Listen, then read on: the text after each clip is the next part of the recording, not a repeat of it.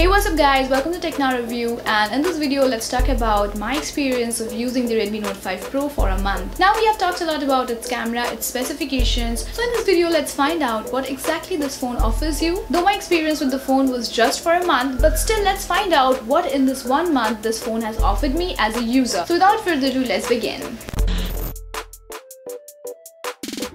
Before starting the video, make sure to hit the red subscribe button on our channel and also click the bell icon beside it as to get quick notifications of our new uploads. Now starting up, let's talk about the build quality. Now as a user in this 1 month, I'm extremely satisfied with the build quality of the phone, and as you guys know that this phone comes with a silicone case. This case is pretty dope and you don't need to buy any extra case for the phone because you have this one. But if you want to stylize your phone, you can definitely go for awesome cases, but this one is enough. I've just used this particular case on my phone for this whole month and hardly there is any scratch or something in the back side of the phone. It is completely as it was when I purchased it, and I would also like to mention that while I make videos at that time, I don't use this particular cover. So I just use this phone a lot of times without any cover, but still there is hardly any scratch, and I'm not quite a very decent user. I am a rough user, so keeping that point in mind too, I would like to say that the build quality is really dope. Now talking about the front glass over here, I am using the phone without any tampered glass or any screen guard, and even after using the screen without any tampered glass, there is no scratch at all. So you can see over here the screen is perfectly fine and without any scratch. And I did mention a point in my previous video while I was talking about 7 problems with Redmi Note 5 Pro.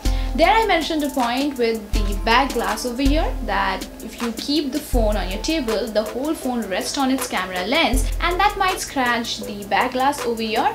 Now after using the phone for a month, I hardly can find any scratch on my phone. Yes, as I said, I use this cover always for the phone, but there are times when I use the phone without the cover, and I did rest the phone on the table without any cover or any protection. Even after that, there is no scratch in the back glass over here. So overall, I'm really satisfied with the build quality, and talking about the grip and all, it is super awesome. This phone has got a very good grip and it will hardly slip from your hand whether you're using it with a cover or you're using without a cover. Next, let's talk about the camera, and the Xiaomi Redmi Note 5 Pro camera is a beast. In the price range of 14,000, you can hardly get any other phone which gives you this kind of pictures. Now I've taken a lot of pictures using the back portrait mode and also the front portrait mode, and not only the portrait mode but also I've taken panorama shots, normal photos. All of them are simply great. Now talking about the portrait mode, which is the main attraction over here, I've taken few pictures. Some of the pictures are so great that it seems that they have been taken using a DSLR. And if you take a macro shot or if you take a portrait mode picture using this phone, and if you don't have the shot on logo, it really looks like you have taken that picture using a DSLR. So as a user in this price range, I'm getting a beast camera, and Xiaomi really did work a lot on the camera. I previously used the Redmi Note 4 and I can literally see how much development Xiaomi did in this particular phone. Now after photography, let's move on to videography. And this phone is not for videographers. Like if you want to shoot videos using your phone, then you should stop thinking that, because you won't be satisfied with the video quality after you see the photos of the phone. Comparing it to the video, you will not be satisfied. Now the image stabilization is really good, as you have already seen in the camera comparison video, and if you have not checked it out, the link is given down below in the description box. Make sure to check it out. So in that video we have compared the Redmi Note 5 Pro camera with the OnePlus 5T camera, and the image stabilization was quite the same, and this one ranked really good. But talking about just the video, that's the only point I'm not happy with. But overall for photography, this phone is a beast in this price. Now let's talk about the updates, and after I've purchased the phone, I've received kind of 2 updates, and that update was about the portrait mode improvement of the camera, the front portrait mode, and also there are fixed to 2 problems like lower sound where you're using earphones during call, and the issue with the face unlock in low light. Now talking about the optimization of the portrait mode, I would like to say that before the update, while I was switching on to the front camera, the front portrait mode, there was a lot of lag. The portrait pictures were really good, but the camera was lagging a lot. But after this optimization update, now the portrait mode is good. So soon after the update, the portrait mode was perfectly working. There was no lag at all.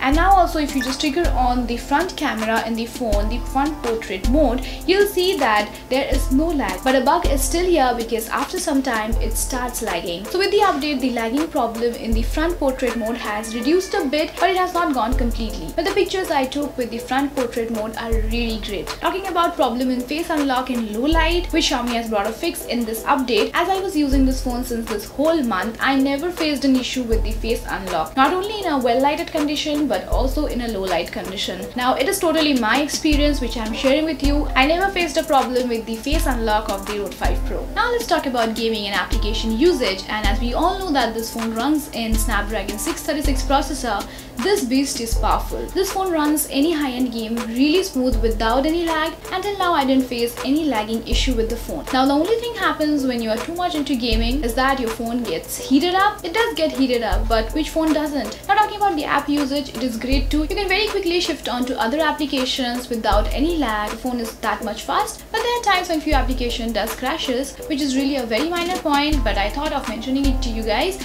And now you know it. Talking about the battery life of the Redmi Note 5 Pro, in this brief testing, I'm quite impressed and it is as it was expected to be. I got 8 hours of screen on time with the 1 full day usage, and for users who don't use their phone that much, for you guys the battery is going to last for full 2 days. So it doesn't matter how you're using the phone, you're going to easily get a full day usage with the phone. So to fully charge the phone you need 2 hours kind of a time. It can be 2 hours 10 minutes or 2 hours 20 minutes roughly, and if you're in a hurry you can't expect the phone to charge really quick. And as you all know, the phone doesn't ship with a quick charger and you have to get one from the market. Now talking about the charger which we get along with the phone, there is a minor issue in that, and a lot of people have mentioned that point in my previous video of 7 problems with the Redmi Note 5 Pro. So the problem is when you put your phone to charge, the charging brick gets heated up, and not only the charging brick but the phone gets heated up as well. So that's a little issue with the charging brick. Lastly, let's talk about the sound quality of Redmi Note 5 Pro. And the sound quality is pretty decent if you compare it with the Redmi Note 4, and as both of them doesn't have stereo speaker in them, but still clearly you can differentiate among the sound quality of both the phones.